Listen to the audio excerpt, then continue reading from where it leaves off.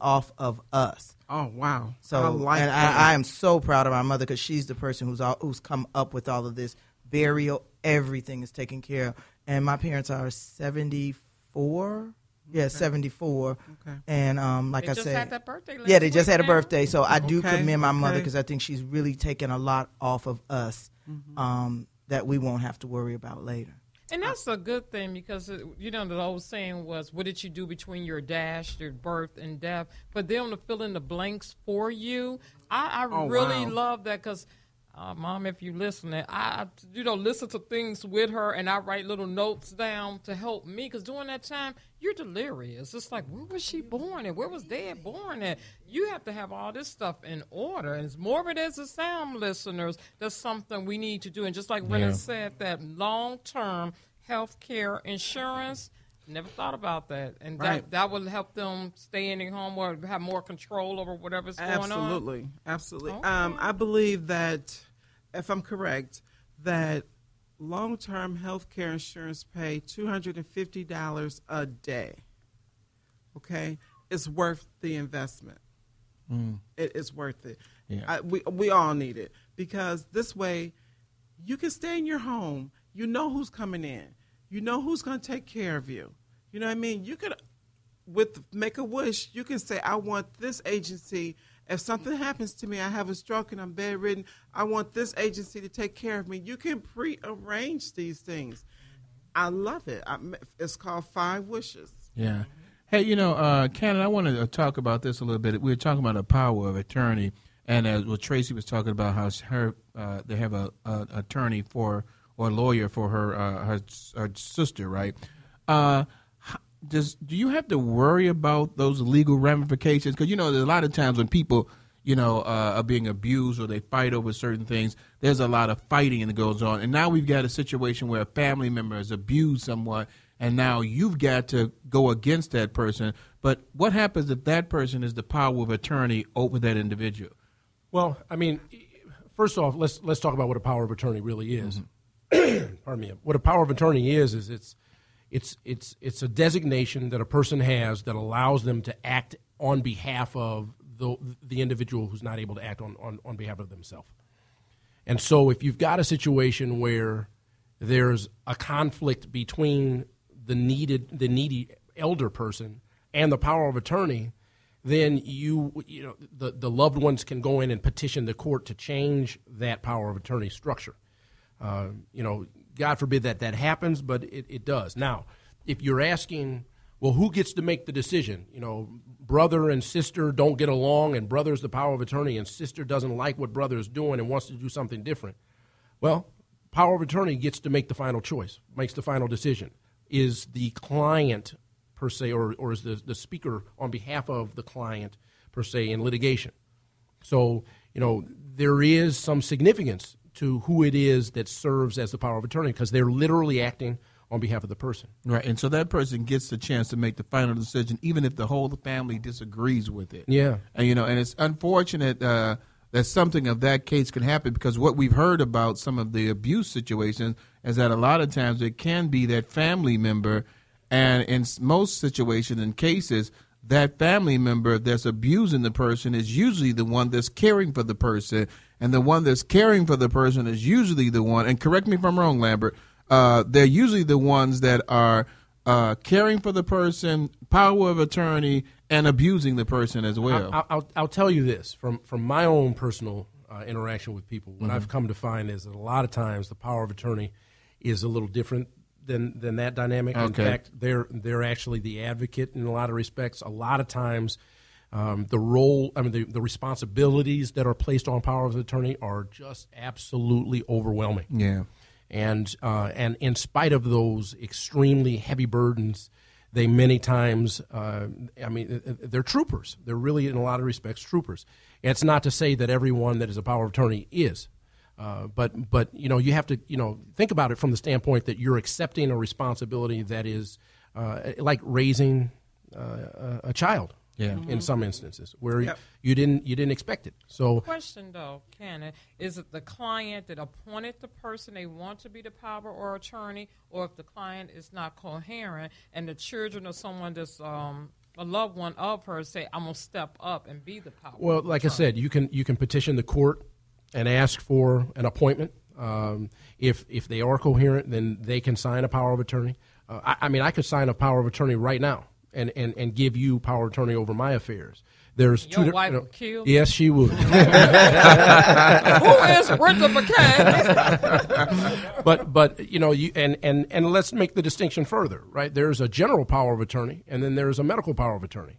The general power of attorney allows for the individual that holds that power to act on behalf of the individual that needs or that's relinquishing that control in financial means and the like, But the general power of attorney does not allow for you to make medical decisions. A medical power of attorney, however, does. It talks about, it controls the situation that Rena talked about, where you're on life support and who makes the determination as to whether or not that loved one is going to be taken off of life support. If you've got a power of attorney, you're in a stronger position to make that decision as opposed to leaving it to medical providers that might potentially make that decision. Yeah. So having a power of attorney can be a very good thing, especially when you've got somebody that's struggling. Hey, you got something you want to add, baby? Go ahead. Not to this, but I have to do a shout-out. Okay, well, I'm going to let you do your shout-out, and then I'm going to come back to Lambert Cannon because I want to ask a question. And I hope I don't forget it. Because I'm getting to that power of attorney stage. But go ahead. Right. Okay. Here go the pen. Okay. Okay. A special shout out goes to Marcus Jones of Everyone Has a Story. His television show was awesome, where they educate the viewers, and we want to thank you. The Let's Stay Together talk show want to thank you for allowing us to be guest hosts on your show this past Sunday. Yes, thank you, Marcus. Our topic was Young, Gifted, and Black. Rise up and walk. Air dates will be announced. I sound like my husband over there. Air dates will be announced at a later time, and this is with Can TV. So the Let's Stay Together show is going on TV, y'all. Amen. Hey, and by the way, my voice is much deeper than yours, so you don't sound like your husband. I mean, when I was stuttering, speaking in tongues. Okay. Nobody knows about that, so. Cannon, let me ask you this question. Is there because state by state, is there different laws, different states that people should be aware of, that they got to be concerned about, that maybe Illinois has one law different than another? Right. Yes, that's true. There's the federal statute that governs how it is that, that facilities have to comply with the federal statute, but there's also state statutes. And we're lucky in Illinois. The Illinois CARE Act is a pretty powerful tool. Mm-hmm. Yeah. It tracks the federal statute in virtually every aspect. So that's a good thing. And if you really think about what the whole purpose is to make sure that those who are in need are properly cared for and protected. Yeah. And in that respect, it's a good thing. Hey, Rena, I just want to ask you one quick thing also about, we didn't talk about self-neglect. Talk a little bit about self-neglect. Well, I'm going to interrupt you. Can Ted tell us about it? Are you here with us? Ted let his wife do the thing. He's like, hey, my wife can do it all. I didn't Let want me tell him you. thinking we wasn't addressing him. No, Ted. Hey, Ted family. Ted know how to jump in. He know how to hotchkotch. Double dutch, baby, double dutch. Well, I can say this real quick. We did have one patient, and this is an example of self-neglect, where she was driving on her normal day and taking care of her husband. But when we went to her home to do an assessment, she was living in filth, right? And she was living in squalor. I mean, from room to room to room to room. But you'd have never known that she was living like this until you went into her home, and she thought she was doing fine. That was self-neglect. When you went into that refrigerator, it was no food that was eatable in that refrigerator. I mean, it was spoiled and things like that. That was self-neglect. Rena, you want to give some other examples? Of course you do. I'm going to give an example. You may have patients that have dementia. They'll forget to do daily care. They're walking around smelling like urine, not aware that they're smelling like urine, forget to eat. You find some patients that have dementia will forget to eat. You will, I got a good one. We had a patient that this is self-neglect, just because she wanted someone to be in her world. She would give them money, yes, just to come over, just to visit with her. She's giving her money away. And sometimes you'll have situations where there's self-abuse, right? Yeah. I don't like the trach, and so I will try and pull it out. I want to get out of bed, so I'll try even though I'm not supposed to. And so restraints will be put in place. That's another thing I'll just say real quickly, too. Sometimes as a loved one who has, your elder in one of these facilities, you might walk in and you might see them in restraints, and boy, that can shock the daylights out of you. Oh, yeah. And it'll immediately send you to a certain place where you think something's going wrong. Sometimes those restraints, though, believe it or not, are of benefit to the loved one, because you don't want them hurting themselves. Yeah. And so, baby, we about to get ready to go to the last stop on the McCain train. I know Rena wanted to say something real quick. You got something real quick you want to add to that, or no? You know what? Another thing that he was, Mr. McCain. Mr. Cannon, McCain, I appreciate that. Mr. McCain, I appreciate that, though. Was saying is that another form of abuse is that, this is going to be really harsh, you guys, but a lot of times when they're not eating properly, they're impacted, and then trying to self-unpack. And then you'll find them in the bathroom, and there's blood everywhere. Yeah. And that happens a lot because they're not getting the proper nutrition. Yeah, and that's sad. Yeah. Hey, you all have been a blessing on this show. Baby, what we going to now?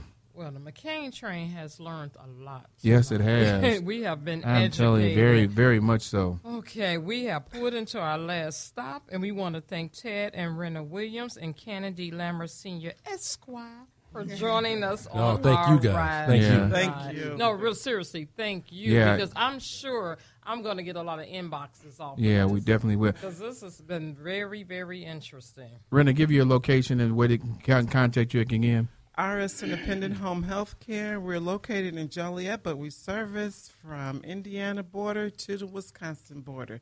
My phone number is 815-272-0715. Mr. Cannon Lambert, please. Listen, I'm very humbled to be here, and I appreciate you so very much for having us. Thank you. And I want anybody out there that's in need, I want you to call me. Call me at 312-977-1300. And if we have to talk about your situation and at least give you some direction, we'll try and do that. And if we can help in some way, we're going to do that too. Yeah, we're so blessed by the Lord to have these people on our show. This has been probably one of the most informative shows that we've had in a long time. You're going to hear again from these people because we're going to be doing a pre-recorded show in next month talking about the same situation. It has been very great and informative to let you know. I just want to say this about the elderly.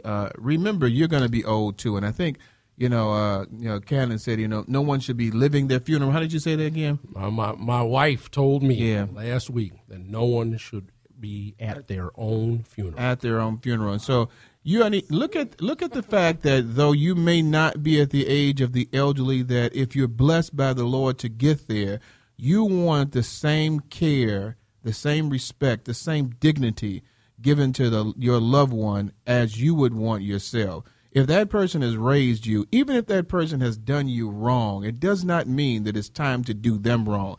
If you're in that house and you're thinking about doing something wrong to someone, stop, pray, and think about it. Because God will say no, because this is his child. Hey, I thank you very much for listening to the Let's Stay Together show. I'm your host, Reverend Rick McCain, along with my baby, my girl, my boo. Thank you, Mr. Cannon. Thank you, Rena and Ted, for being on the show. We'll see you next week, Tuesday, 7 p.m. Woo-woo!